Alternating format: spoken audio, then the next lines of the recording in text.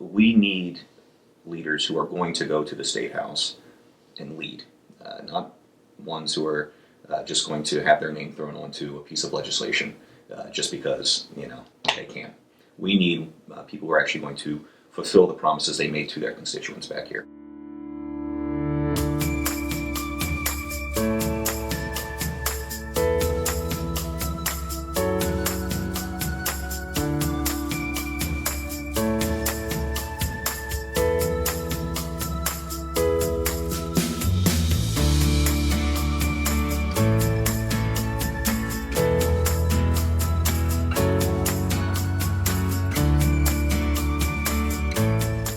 This is just a wonderful community, and getting to know the elected officials in this area too, and how passionate they are about what they do, it makes it all the better.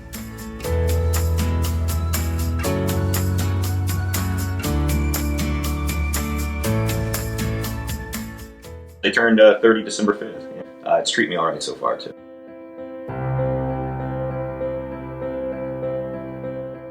Born and raised in Zanesville. I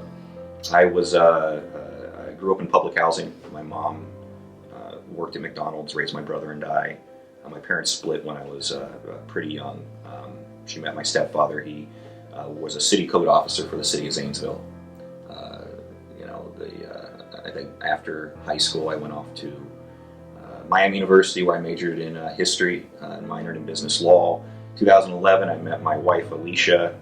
We always joked about moving to Los Angeles after we left school, and we did it. Packed her Mercury Cougar up and headed west and lived in a motel for about a week and a half until we found an apartment. Made a good life for ourselves out there, and then in 2016 happened, the election. I kind of realigned what I wanted to do with my life. One of the first things she actually told me was, "We're moving back to Ohio, aren't we?" And I'm like, "Yeah." Of course, my mom has been a teacher for 20 plus years.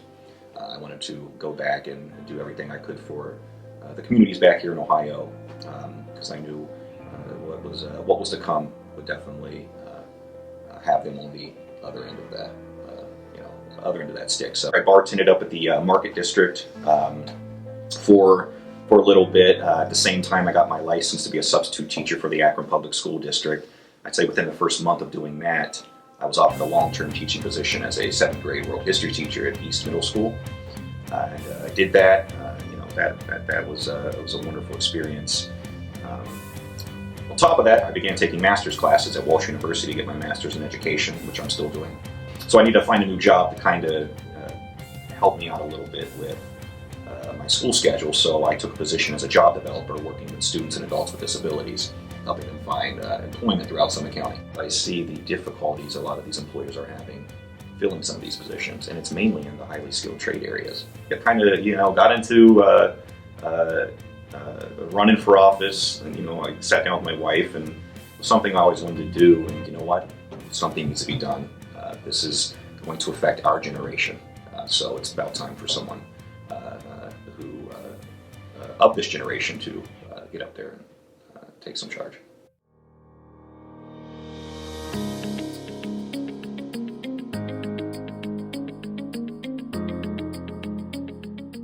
The fact that I lack political experiences, that seems to be an issue with a few people.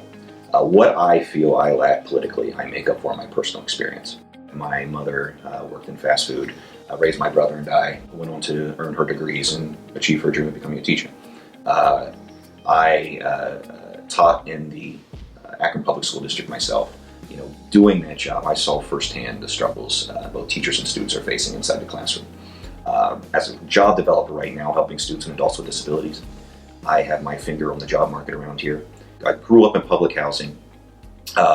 I had mentioned earlier to you that the reason my wife and I do not have kids is because we can't afford health care. We're looking at a huge focus on the opioid epidemic as well.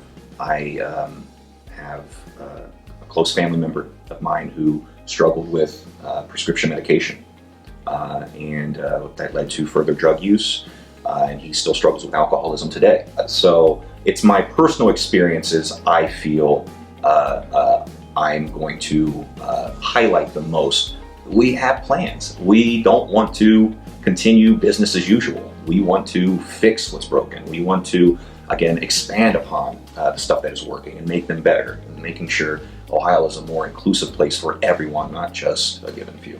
The strategy is to get in front of the voter, hear the issues they care about, tell them a little bit about myself, ask for their support come March, come November. I think that everyone deserves to have their voice heard, and if elected, I'm going to be a voice for everyone in this district, not just the Democrats, not just Republicans, everyone. So I plan to get out there and chat with as many people as possible, regardless of party. The problems we are seeing at the state level are mostly generational problems, and it's going to require leaders who grew up, in this time, who went through similar experiences I went through, to help change those. We have a lot of politicians who are running who have been in public office for a while. You had your opportunity, you had your shot. It's time for a new generation to take over and pass the torch. It's time. My personal experiences are what people of Ohio are experiencing regardless of party.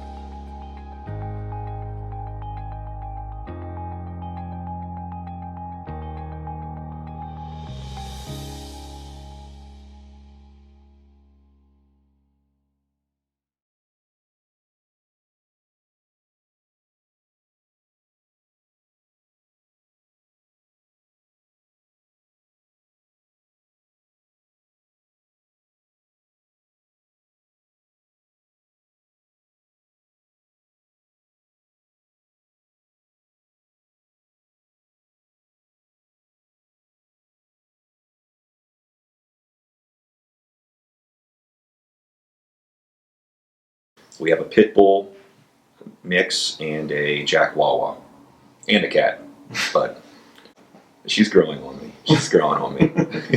Best ice cream in the falls? Pavs. Yeah? I love Pavs. Okay.